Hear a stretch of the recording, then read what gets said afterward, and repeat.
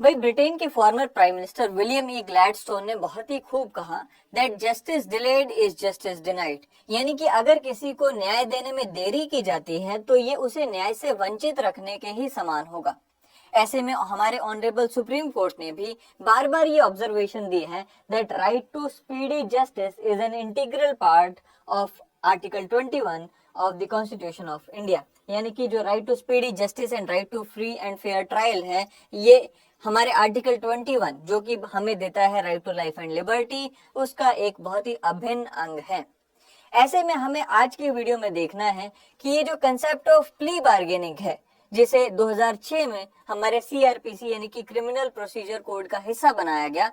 क्या plea bargaining का concept हमें स्पीडी जस्टिस दिलवाने में हेल्प कर सकता है।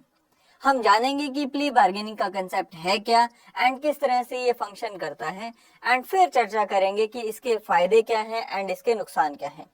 सो welcome to study IQ, my name is Chand Kuba and let's begin with the video. सबसे पहले तो हम ये जान लेते हैं कि भाई इसकी जरूरत क्या है, ये जो कंसेप्ट है प्ली बार्गेनिंग की, इसकी जरूरत क्या है। देखिए, हम पहले भी इसको डिस्कस कर चुके हैं कि भाई भारत में अलग अलग जो लेवल्स के कोर्ट्स हैं, जैसे कि डिस्ट्रिक्ट एंड तालुका लेवल के जो कोर्ट्स हैं, इन्हीं में हमें 4 करोड़ से ज्यादा केसेस पेंडिंग देखने को मिलते हैं।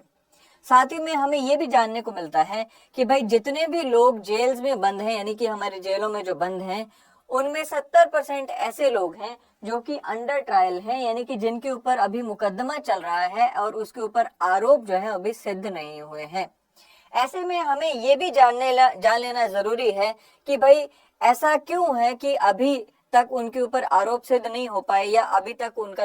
वो नहीं छूटे हैं, या उनके ऊपर अभी केस इतना लंबा क्यों चल रहा है। देखिए, इसका जो सबसे बड़ा मुख्य कारण है वो ये कि हमारा जो ट्रायल एंड एविडेंस का जो प्रोसीजर है वो बहुत ही लंबा चल जाता है कोर्ट्स में। दूसरी बात ये कि हमारे जो नंबर ऑफ जजेस हैं वो बहुत ही कम है, वैकेंसीज यहाँ पर फिल नहीं की जा रही हैं। कोर्ट्स का जो इंफ्रास्ट्रक्चर भी है वो भी बहुत यहाँ पर अच्छी सिचुएशन में नहीं है, जिसकी वजह से यहाँ पर जो केसेस हैं बहुत ही लंबे खिंचते हैं। ऐसे में हमें ये भी जान लेना चाहिए कि जो कई बार हमारे यहाँ पर जो क्वालिटी ऑफ जजेस है उसके ऊपर भी सवाल उठाए जाते हैं। आज की इस वीडियो में हमने देखना है कि ये सभी कारणों की वजह से जो प्ली बार्गेनिंग का जो कंसेप्ट लाया गया 2006 में वो कितना कारगर है। देखिए, सबसे पहले तो बैकग्राउंड समझ लेते हैं प्ली बार्गेनिंग के कंसेप्ट का। देखिए, प्ली बार्गेनिंग का जो कंसेप्ट है ये यूनाइटेड स्टेट्स ऑफ अमेरिका में बहुत ही ज्यादा फ्रीक्वेंटली यूज होने वाला कंसेप्ट है, कोई नया कंसेप्ट नहीं है। यूनाइटेड स्टेट्स ऑफ अमेरिका में तो हमें देखने को मिलता है कि इसको इतना ज्यादा यूज किया जाता है कि भाई वहां पर इसकी वजह से जो मामले हैं वो ज्यादा लंबित नहीं रहते हैं। इनफैक्ट ये one of the first and foremost options के रूप में यूज किया जाता है जब भी कोई वहां पर केस आता है। साथ ही में हमें यहाँ पर देखने को मिलता है कि नतीजतन यूएस के जो कन्विक्शन रेट्स हैं वो बहुत ज्यादा हाई हैं, यानी कि जो लोग कन्विक्ट हो रहे हैं, जो जिन पे आरोप सिद्ध हो रहे हैं वो बहुत ज्यादा हाई हैं, एंड मैक्सिमम लोगों को वहां पर सजा भी मिल जाती है। ऐसे में इसी से प्रेरणा लेते हुए हमारे इंडिया में ये कंसेप्ट भी लाया गया। इंडिया में जो हमारा सीआरपीसी है यानी कि क्रिमिनल प्रोसीजर कोड है, उसमें चैप्टर 21A इंट्रोड्यूस किया जाता है, जिसमें सेक्शन 265A टू 265L ये सारे सेक्शंस लाए जाते हैं, एंड इन्हीं में यहाँ पर पूरा प्रोसीजर लाया गया प्ली बार्गेनिंग का। ये जो प्रोसीजर है ये 5 जुलाई 2006 को यहाँ पर इफेक्टिव हो जाता है, यानी कि लागू हो जाता है भारत में। अब ये देख लेते हैं कि प्ली बार्गेनिंग का कंसेप्ट क्या कहता है। देखिए, प्ली बार्गेनिंग का कंसेप्ट क्या होता है। It is a process under which a person charged with a criminal offence negotiates with the prosecution for a lesser punishment than what is provided in the law by pleading guilty to a lesser serious offense। देख लिए, इसे simple समझते हैं। मान लीजिए मेरे ऊपर कोई आरोप लगा, एंड मुझे पता है कि आरोप तो ये जो लगा है ये बहुत ही लंबा ट्रायल चलेगा, एंड उसके बावजूद भी मुझे सजा हो सकती है। अब मैं क्या करूंगा, मेरे ऊपर जो आरोप लगाने वाला पक्ष है, यानी कि जो अभियोजन पक्ष है जिसने मेरे ऊपर आरोप लगाया, जो प्रोसिक्यूशन पक्ष है, मैं उनसे प्ली बार्गेनिंग करूंगा, उनसे बातचीत करूंगा। मैं उन्हें कहूंगा कि भाई देखो, मैं अपनी गलती मानने को तैयार हूं, एंड उसके बदले में तुम्हें मेरी एक शर्त माननी होगी। शर्त ये है कि भाई तुम्हें मुझ पर कोई छोटा चार्ज लगाना होगा, यानी कि जो सीरियस ऑफेंस का चार्ज आपने मुझ पर लगाया है उसे हटाना होगा, एंड उसके बदले में मुझे कोई छोटी आरोप मुझ पर लगाना होगा, एंड मुझे कम सजा दिलवानी होगी। ऐसे में क्या होगा, ऐसे में मेरा भी जो है टाइम बचेगा, आपका भी जो टाइम है वो बचेगा, मेरे भी रिसोर्सेज बचेंगे एंड आपके भी रिसोर्सेज बचेंगे, एंड हमारे मामले का निपटारा जो है वो बहुत जल्दी हो जाएगा। साथ ही में मैं जो प्रोसिक्यूशन है उनको ये भी प्रॉमिस करता हूँ कि मैं उन लोगों को जो कि मेरे गुनाह की वजह से जिनके ऊपर असर पड़ा है, मैं उन विक्टिम्स को यहाँ पर कुछ कंपनसेशन देने को तैयार हूँ। ऐसे में हुआ क्या, ऐसे में हुआ ये कि आरोपी और जो प्रोसिक्यूशन है यानी कि जो विक्टिम है, दोनों पक्षों के बीच में यहाँ पे सुलह हो जाती है, एंड यहाँ पर जो मामला है उसका जल्दी निपटारा हो जाता है। विक्टिम को यहाँ पे कंपनसेशन भी मिल जाती है और जो आरोपी है उसे सजा भी मिलती है, हालांकि वो जो सजा है वो बहुत ही कम सजा मिलती है। अब ऐसे में ये जो पूरा जो प्रोसेस है वो किस तरह से काम करता है वो यहाँ पर हम देख लेते हैं। देखिए, जो प्ली बार्गेनिंग की जो प्ली होती है यानी कि जो प्ली बार्गेनिंग की एप्लीकेशन होती है, ये कहाँ पर दायर की जाती है, तो ये उसी कोर्ट में दायर की जाती है जहां पर मामले का ट्रायल होना है, यानी कि जो पूरा मुकदमा जहां चलना है वहीं पर आरोपी के द्वारा ये एप्लीकेशन दायर की जाती है। यहाँ पर ध्यान रखने की बात यह है कि ये एप्लीकेशन जो है ये प्री ट्रायल स्टेज में ही यहाँ पर दी जाती है, यानी कि दायर की जाती है, यानी कि मुकदमे के शुरू होने से पहले ही ये एप्लीकेशन को वहां पे दिया जाता है। It may involve bargaining on the charge और in the quantum of sentence. यहाँ पर दो चीजों का ध्यान रखें कि यहाँ पर जो आरोपी और विक्टिम के बीच में जो बार्गेनिंग हो रही है वो चार्ज के ऊपर भी हो सकती है, यानी कि आरोप के ऊपर भी हो सकती है। मान लीजिए मेरे ऊपर यहाँ पर आरोप लगा रोबरी का, मैं उनसे कहूंगा कि रोबरी के आरोप में मुझे ज्यादा सजा मिल सकती है, आप मुझे छोटे आरोप में यहाँ पर फंसा दो, कोई दिक्कत नहीं है, मुझे चीटिंग के केस में फंसा दो। तो यहाँ पर क्या हुआ कि मैंने आरोप छोटा करवा लिया। या फिर यहाँ पर क्वांटम ऑफ सेंटेंस, यानी कि मुझे मिलनी थी 6 साल की सजा, मैं उनको कहूंगा कि 4 साल में आप मेरे पे या 3 साल या 2 साल की मुझे सजा दिलवाओ, मैं अपना जुर्म कबूल करता हूँ। सो बेसिकली यहाँ पर बार्गेनिंग की जाती है दोनों पार्टीज के बीच में। अब एक चीज और यहाँ पर जो हमें समझने की है वो ये कि ये जो प्ली बार्गेनिंग की जो एप्लीकेशन है ये किन किन केसेस में लगाई जा सकती है, यानी कि किन किन केसेस में प्ली बार्गेनिंग पॉसिबल है वो भी हम देख लेते हैं। देखिए, ये उन सभी केसेस, उन्हीं सभी के क्राइम या उन्हीं सभी के क्रिमिनल केसेस में पॉसिबल है जहां पर सजा डेथ या लाइफ इम्प्रिजनमेंट ना हो, या फिर जहां पर सजा जो है वो 7 साल की इम्प्रिजनमेंट से ज्यादा ना हो। यानी कि जिन केसेस में 7 साल या उनसे कम सजा मिलनी होती है उन्हीं केसेस में यहाँ पर जो बार्गेनिंग है वो यहाँ पर एप्लीकेशन लगाई जा सकती है। साथ में यहाँ पर एक चीज और यहाँ पर जो ध्यान रखने की है कि ऐसे सभी केसेस जो कि जहाँ पर क्राइम अगेंस्ट वुमेन हुआ है, जैसे रेप, स्टॉकिंग, किडनैपिंग वगैरह हुआ हो, वहां पर प्ली बार्गेनिंग की एप्लीकेशन नहीं एक्सेप्ट की जाती। साथ ही में ऐसे सभी केसेस जहां पर जो क्राइम है वो 14 साल से कम बच्चों के खिलाफ हुआ हो, वहां पर भी एप्लीकेशन नहीं एक्सेप्ट की जाती। या फिर इतने ऐसे सोशो इकोनॉमिक ऑफेंसेस जिनसे देश की इकोनॉमिक स्टेबिलिटी को कोई खतरा पैदा होता हो, ऐसे केसेस में भी ये जो प्ली बार्गेनिंग की एप्लीकेशन है ये एक्सेप्ट नहीं की जाती है।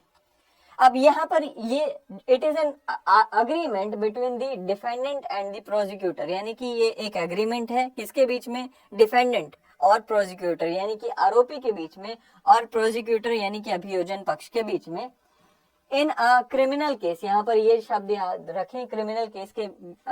केस में ही ये अग्रीमेंट होता है, in which the defendant agrees to plead guilty to a particular charge in return for some concession from the prosecutor।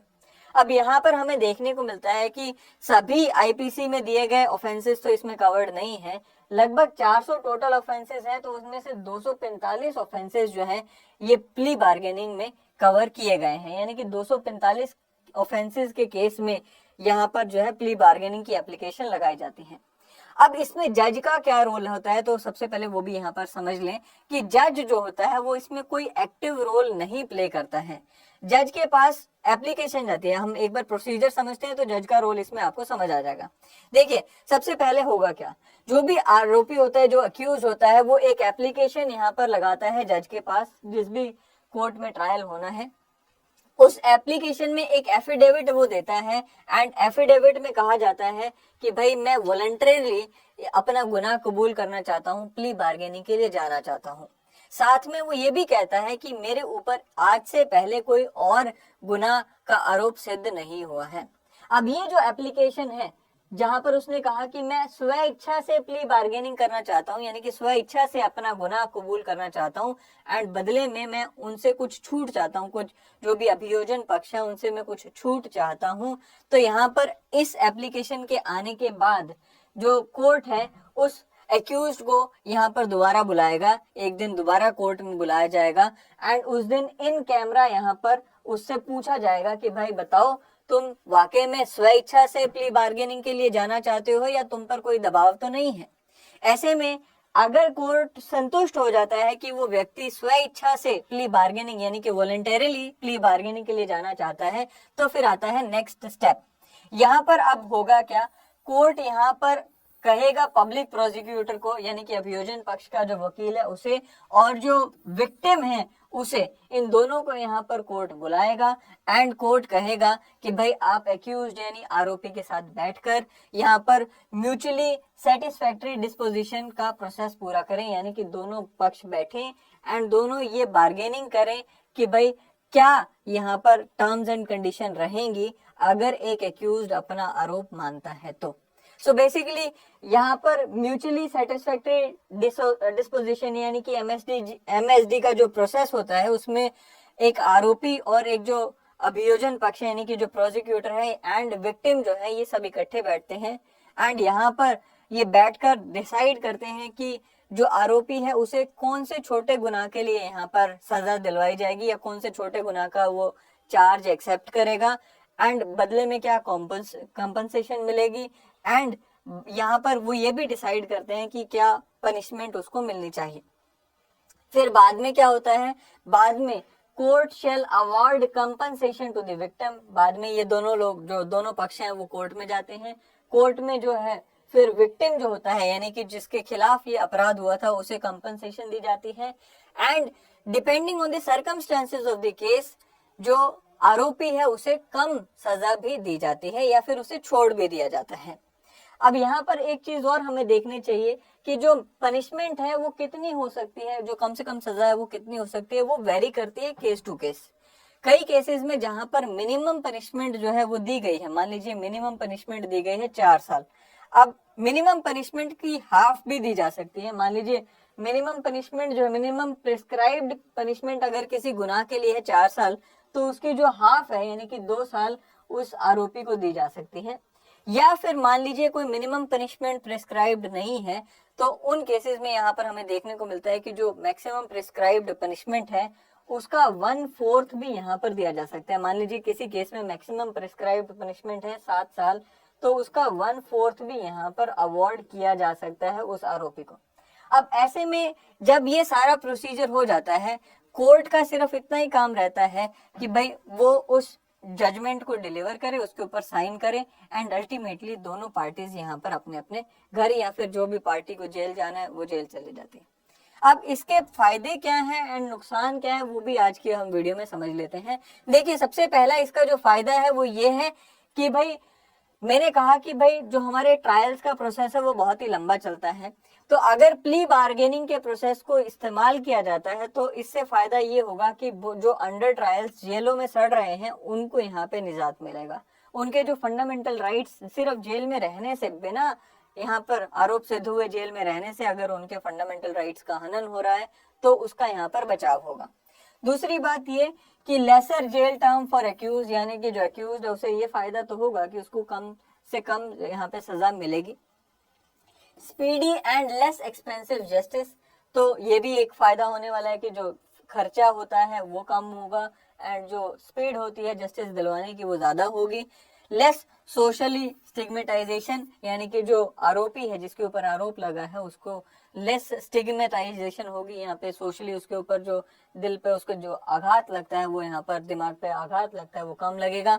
Less publicity, reduction of burden on judicial system. Again ये सबसे बड़ा benefit, one of the biggest benefit हमें देखने को मिलता है कि जो हमारा जुडिशियल सिस्टम है जो इतना दबाव में है आज की डेट में, उसके ऊपर जो बर्डन है वो कम हो जाएगा।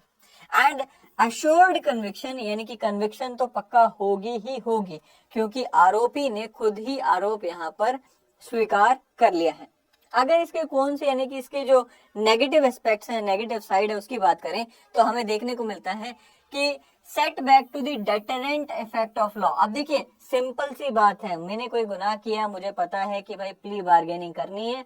सजा कम हो जाएगी एंड मामला कम में निपट जाएगा। सो जो कानून का डर है वो मेरे दिल में कम हो जाएगा। साथ ही में यहाँ पे क्या हो गया, अनकॉन्स्टिट्यूशनल शॉर्टकट भी इसे कहा गया है, क्योंकि हमारे कॉन्स्टिट्यूशन में फ्री एंड फेयर ट्रायल देने की बात की गई है, लेकिन ये जो ट्रायल हम यहाँ पर प्ली बार्गेनिंग में देते हैं, ऐसा कहा गया है एक्सपर्ट्स के द्वारा, it is not free and fair. दूसरी बात ये कि arrangement can be misuse by the accused, यहाँ पे जो भी हार्डकोर क्रिमिनल्स होते हैं या फिर जो भी एक्यूज होते हैं वो इस अरेंजमेंट का मिस यूज कर सकते हैं। वो विक्टिम्स को धमका कर भी इसका इस्तेमाल कर सकते हैं। मान लीजिए कोई विक्टिम चाहता ही नहीं है प्ली बार्गेनिंग के लिए जाना, वो चाहता ही नहीं है कि मैं प्ली बार्गेनिंग में जाऊं और आरोपी को इतने सस्ते में छोड़ दूं, लेकिन विक्टिम को अगर यहाँ पे हरास किया जाता है, उसे डराया जाता है, धमकाया जाता है या फिर उसे ब्राइब किया जाता है, तो इस तरह से प्ली बार्गेनिंग का इस्तेमाल करके उसका यहाँ पर ये पूरे प्रोसेस का मिसयूज भी किया जा सकता है।